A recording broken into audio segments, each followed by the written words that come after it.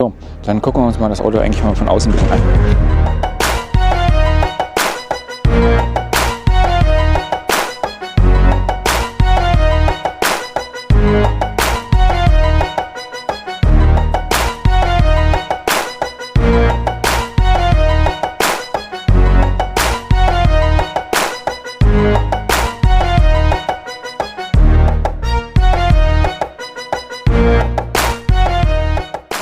Guten Morgen, heute mache ich ein Video zu unserem Iveco Daily 4x4. Ich werde mal versuchen, sämtliche technische Fragen, welche ich mir damals gestellt habe, zu beantworten und noch ein paar andere, die im Laufe der Zeit aufgetreten sind. Aber zuerst fahren wir mal raus in den Wald, weil es dort einfach viel schöner ist.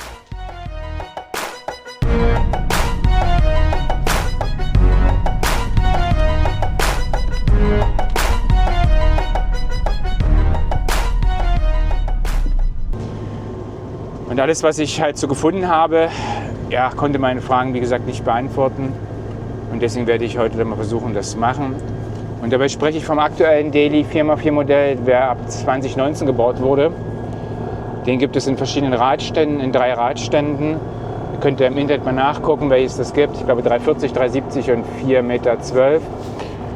Und den gibt es als Fahrgestell und als Kastenwagen, als Doppelkabine und als Einzelkabine, als 5,5 Tonnen Variante und als 7 Tonnen Variante.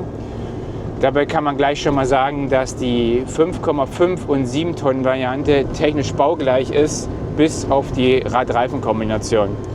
In der 5,5 Tonnen Variante kann man den Daily dann mit den 255 100 R16 XLZ Reifen bestellen, welche natürlich fürs Offroad-Fahren sehr, sehr geeignet sind. Aber man darf sich nicht vormachen, das ist natürlich ein extremer Mudterrain-Reifen, der auch sehr, sehr laut ist von den Abrollgeräuschen.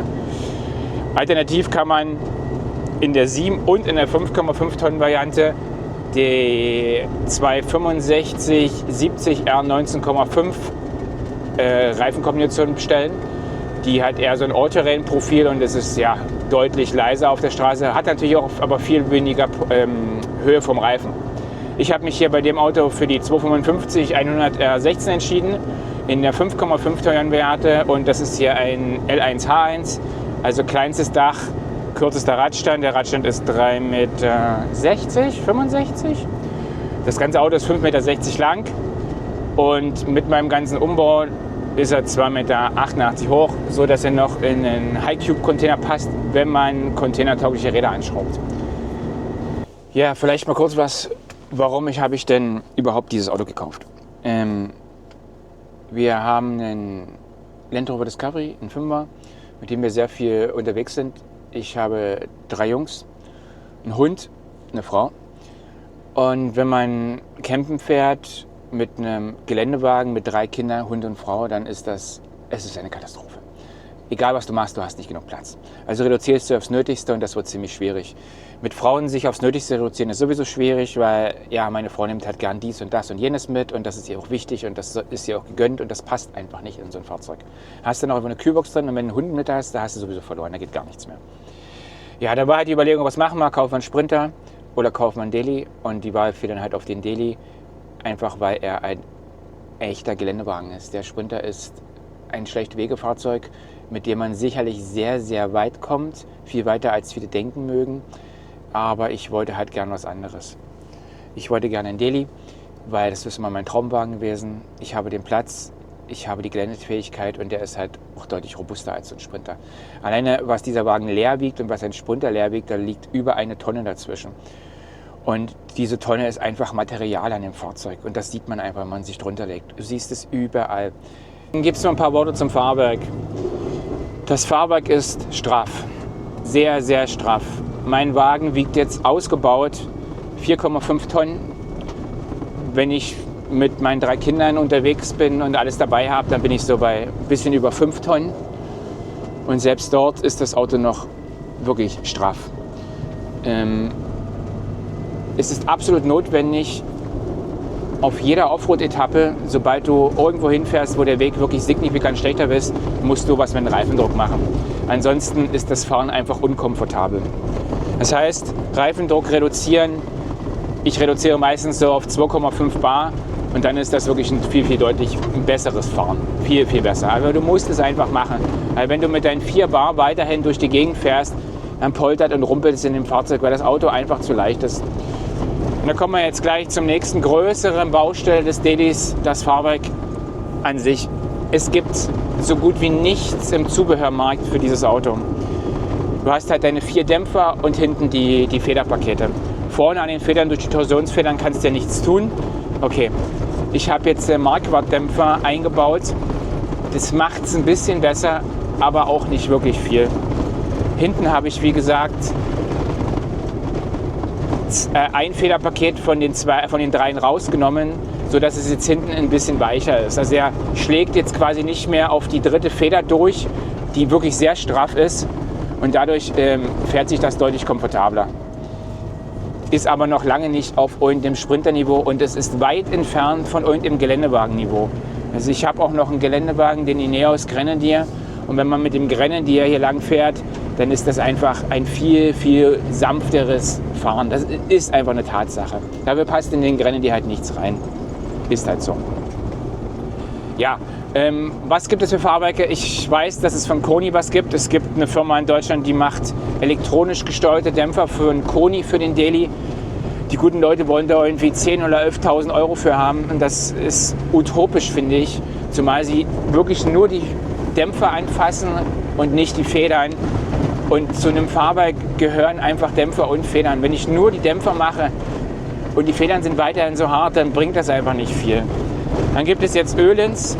Die Öhlins machen auch Dämpfer jetzt seit neuestem. Die kann man kaufen bei Most Wanted und die stellen dir das Teil auch ein. Kostet auch um die 8.000 Euro. Und ich finde, das ist es auch nicht wert. Zumal die auch nur Dämpfer machen und keine Federn. Federn ist im Moment am Markt nichts zu bekommen. So, und übrigens, ihr hört es jetzt vielleicht, ich habe jetzt den Reifenluftdruck nicht reduziert. Und dann fängt natürlich hier drin alles ein bisschen an zu ratteln und zu klappern. Ja, es klappert halt auch im Daily. Die Plastikteile klappern, dies klappert, das klappert. Das ist halt so. Da muss man sich dran gewöhnen.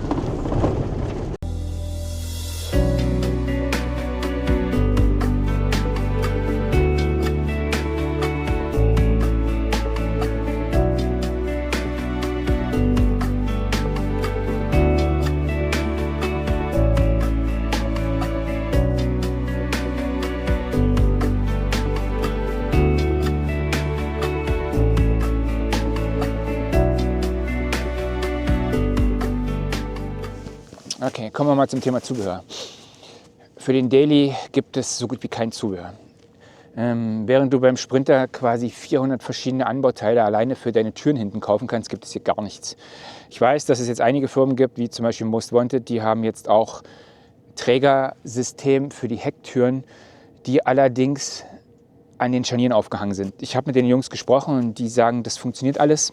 Ich bezweifle das sehr stark, weil meine Türen verbiegen sich wegen jedem Mist und ich habe mein Reserverad beispielsweise nicht an die Türen gehangen. Kleinere Sachen könnte man definitiv reinhängen, Fahrradträger oder sonst was. Ich würde nicht empfehlen, ein 80 Kilo Reserverad an die Türen zu hängen. Ich habe es nicht getan. Meine Lösung für das Reserverad sieht ein bisschen anders aus. Das zeige ich euch mal kurz. So. Also das ist meine Reserveradhalterung. Das hier unten,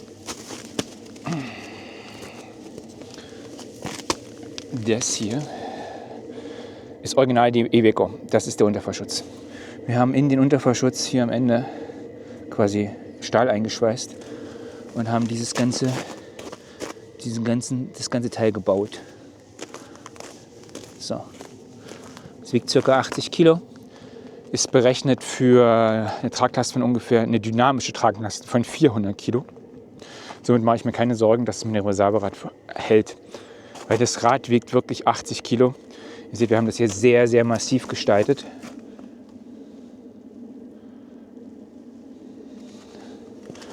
Und hier drunter ist Vollmaterial.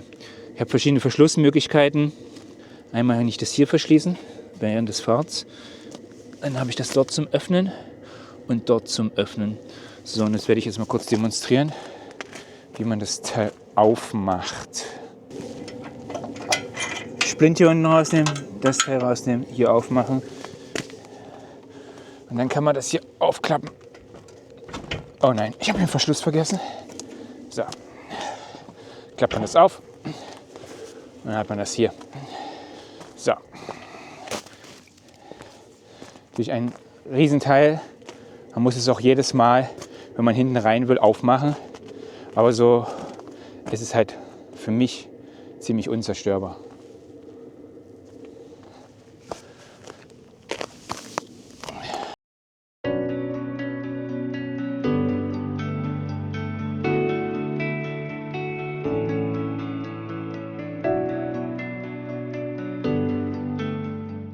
So, dann kommen wir mal noch ein bisschen zum Allradsystem.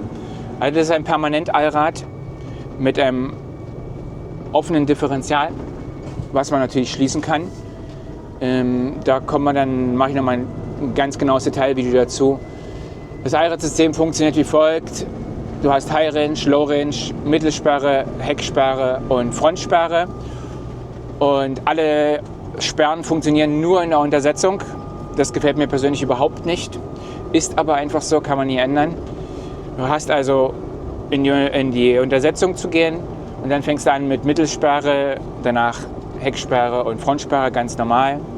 Da gibt es auch noch ein paar Besonderheiten. Beispielsweise ist das Verteilergetriebe nicht dafür gebaut, dass du permanent mit geschlossenem Mitteldifferential in der Untersetzung fährst. Du kannst permanent in der Untersetzung fahren, aber du kannst nicht permanent in der Untersetzung mit geschlossenem Mitteldifferential fahren. Das ist ein bisschen nervig, finde ich, weil wenn das Mitteldifferential offen ist, hast du quasi auch wieder keinen echten 4x4, sondern mehr oder weniger nur ein All-Wheel-Drive-Vehikel und das ist ja nicht ideal, sage ich mal. Der Hintergrund ist laut Iveco, dass es dann zu thermischen Problemen kommt, wenn man zu lange mit geschlossenem Mitteldifferential fährt. Das kann ich nicht beurteilen, ist mir noch nie aufgefallen. Ist es mir jetzt nicht, ja, wenn man da runter geht, ist es nicht besonders heiß, aber auch nicht besonders kühl. Es ist aber so, dass ab 30 km/h ungefähr, wenn man mit einem geschlossenen Mitteldifferential fährt, das Ding anfängt zu piepen. Also dein Fahrzeug fängt an zu piepen. Wirklich nicht schön, unglaublich nervig. Und ich habe noch nicht rausgekriegt, wie man das abstellt, weil das alles über das Kombi-Instrument funktioniert. Der ganze Pieper ist im Kombi-Instrument drin und du kannst ihn nicht einfach abklemmen oder sowas. Und ich habe auch noch nicht rausgefunden, wo dort irgendwie ein Kabel ist oder so. Ich denke mal, das ist wirklich reine Software. Konnte mir bis jetzt noch niemand sagen, jedenfalls. So, nochmal ein kleines Update zur Mitteldifferentialsperre. Folgendermaßen. Es ist nicht so, dass die Mitteldifferentialsperre bei 30 km/h einfach nur anfängt zu piepen, wenn sie eingelegt ist. Es ist tatsächlich so, dass bei 27 km/h die Sperre rausgeht. Und wenn sie einmal draußen ist, musst du wieder anhalten und sie wieder einlegen. Ganz wichtige Info. Ist mir persönlich jetzt beim Fahren gar nicht aufgefallen, aber ist wohl so, weil der Knopf leuchtet weiterhin. Aber sobald das anfängt zu piepen, Sperre raus. Das ist wohl eine Schutzmaßnahme für das Verteilergetriebe laut Iveco. Ja, kann man jetzt halten, was man will davon. Bisschen unschön, aber so ist es normal. Beim Einlegen der Untersetzung gehen laut Iveco alle Traktionskontrollen aus, also ESP und Traction Control. Wenn du in der Untersetzung fährst und du machst das Auto dann aus, dann ist ja automatisch, sind alle Sperren raus und er geht automatisch wieder in High Range. Das ist ganz wichtig. So, dann kommen wir mal kurz zur Erklärung der Differentialsperren und der Untersetzung, wie man das einlegt. Als erstes haben wir natürlich erstmal unseren Gangschifter. Der muss erstmal in Neutral. Wenn wir Neutral haben, dann haben wir hier unten so einen Schalter. Den müssen wir drehen. Habt ihr das gehört? Damit wurde jetzt quasi im Verteilergetriebe die Zahnräder in die richtige Stellung gebracht. Das ganze Verteilergetriebe und die Differentialsperren funktionieren mit Druckluft. Der hat einen kleinen Kompressor, also sie gehen mit Druckluft rein und raus. So, dann machen wir erstmal kurz die Untersetzung rein. Zack. Da blinkt es dann. Und wenn man jetzt losfährt, dann sollte das funktionieren. So. Alles klar. Untersetzung ist drin.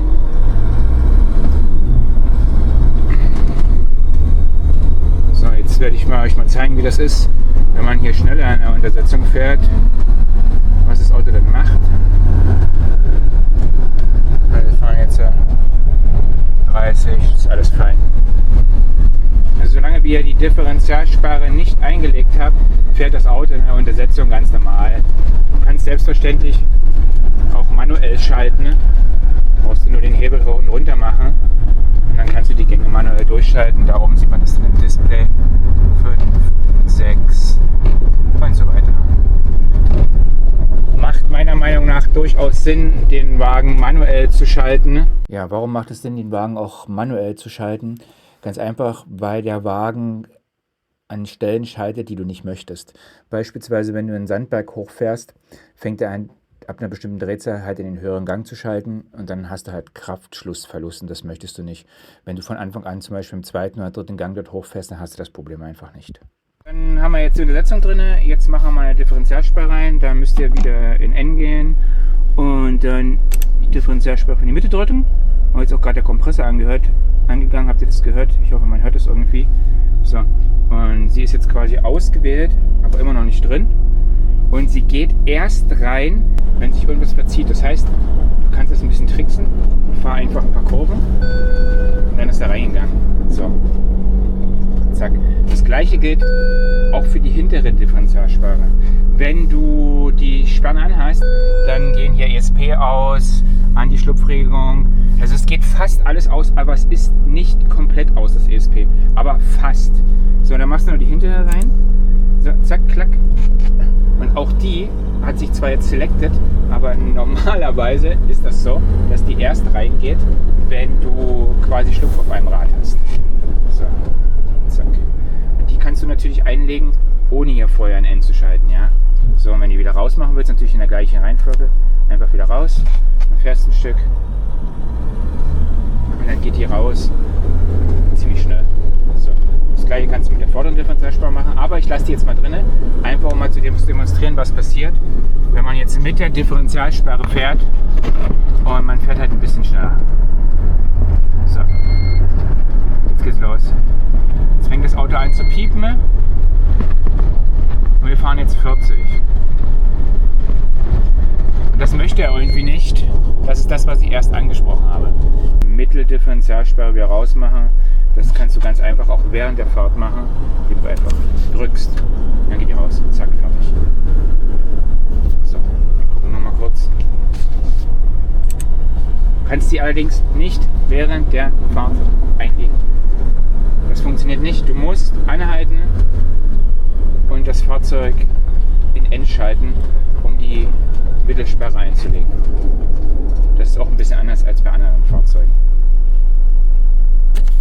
So, Untersetzung kannst du auch nur im Stand rausnehmen, also auf N schalten, dann Untersetzung rausnehmen, dann klackt's, Getriebe geht in N und dann kannst du wieder fahren.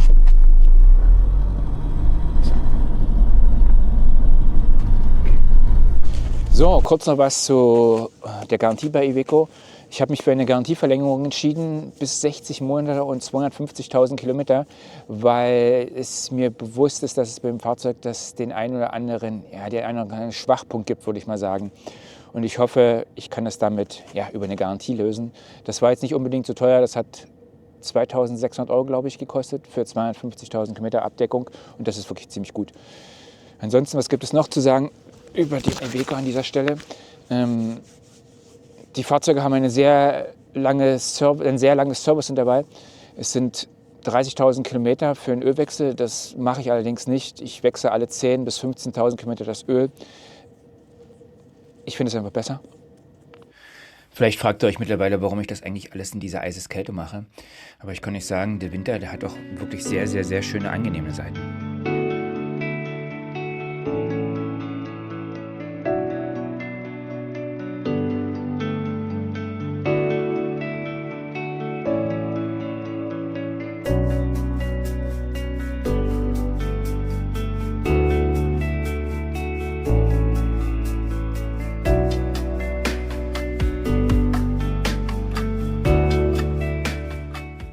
Nochmal was zu dem Kastenwagen. Also das Fahrzeug hat einen Leiterrahmen und auf dem Leiterrahmen sitzt halt der Kasten. Der ist über Silentblöcke mit dem Rahmen verschraubt. Ich denke, es sind 8 Aufnahmen, bin mir jetzt aber nicht 100% sicher, müsste ich nochmal nachschauen. Es hat Vor- und Nachteile. Ein Nachteil ist, der Wagen verwindet sich Also der Rahmen verbindet sich, und wenn du halt nicht ganz gerade stehst, dann geht beispielsweise hinten die Hecktür sehr schwer auf. Die Seitentüren gehen erstaunlicherweise sehr gut auf, viel, viel besser als bei einem Sprinter, der eine selbsttragende Korse hat. Hier ist es die Hecktür, die dann am Ende so ein bisschen, naja, sie geht dann nicht wirklich gut auf. Geht aber. Besser, du stellst ihn gerade im Wagen gerade hin, dann geht es besser. Wenn du dir jetzt zum Beispiel, keine Ahnung, in der Achse so einen Stein drunter legst und auf der anderen nicht, dann verbindet sich der Rahmen und dann kriegst du die Tür hinten einfach nicht mehr auf. Das macht einfach keinen Sinn. Also versuch, das gleich zu halten. Was haben wir noch? Der ganze Kastenwagen hat überall Löcher. Wenn ich sage überall, meine ich wirklich Hunderte. Der Hintergrund ist, dass halt das Militärfahrzeug geplant ist und dass es da drin schwitzen soll und es soll alles rauslaufen können. Und das macht es wahrscheinlich auch. Aber durch diese Löcher kommt halt Staub in den Innenraum. Ich habe versucht, Löcher zu verschließen. Es gelingt mir aber nicht ganz, weil sie wirklich überall sind. Und vor allen Dingen sind sie halt auch hinterm Ausbau. Und wie gesagt, auch über die Zylindblöcke kommt Staub ins Fahrzeug. Durch die Türen kommt Staub. Hinten in die Hecktüren haben Löcher überall. Die habe ich versucht abzukleben. Aber auch hinter der Verkleidung in den Hecktüren ist Staub. Wenn man jetzt wie viele den Kastenwagen richtig krass isoliert und verkleidet, was ich nicht getan habe, komme ich später nochmal darauf zurück, warum, dann hat es zur Folge, dass der ganze Dreck ja trotzdem in das Fahrzeug kommt und irgendwann dahinter liegt. Also im Extremfall bedeutet das, du baust dir einen Sandkasten hinter deiner Verkleidung. Ich weiß nicht, ob das wirklich gut ist. Ich habe es nicht gemacht. Ich habe allerdings jetzt mit Staub im Innenraum zu kämpfen. Wenn wir wirklich eine sehr staubige Piste fahren, haben wir Staub im Innenraum. Ich blende dir mal ein paar Bilder ein. Es ist wirklich nicht cool. Meine Lösung ist dann Kompressor und alles rauspusten. So, nach fast 22 Minuten möchte ich einfach mal Danke sagen, dass ihr noch dran seid. Und ich blende jetzt hier mal ein kurzes Video ein, wie ich in der Werkstatt einmal unter dem Dedi filme. Da sieht man halt ein paar technische Sachen.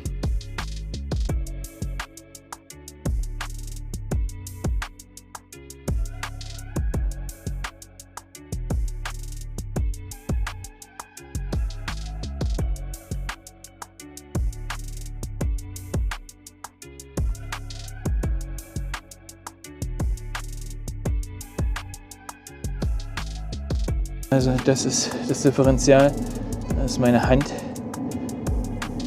Es ist sehr groß. Aber was hier so rauscht, ist übrigens die Standheizung. Ich bin der Ronny. Ich habe die Forward Company gegründet mit meiner Frau zusammen. Und die Idee hinter der ganzen Sache ist eigentlich, Familien wieder raus in die Natur zu bringen. Einfach draußen sein, campen, Feuer machen, ein bisschen Buschkraft. Und deswegen habe ich auch dieses Auto hier gekauft und das so ausgebaut, dazu aber später noch mal mehr, weil ich möchte das anderen Leuten ermöglichen, rauszugehen. Mir ist völlig klar, dass es ein extrem teures Fahrzeug ist und dass sich das nicht jeder leisten kann. Deswegen biete ich das in der Vermietung an. Das kann man sich leisten, bin ich der Meinung, auch wenn der Preis ja hoch ist. Aber ich sehe das eher als ein einmal im Leben Adventure und da kann man das mal machen. Dann mietet man sich das 3 Wochen und dann hat man eine Erinnerung für den Rest seines Lebens.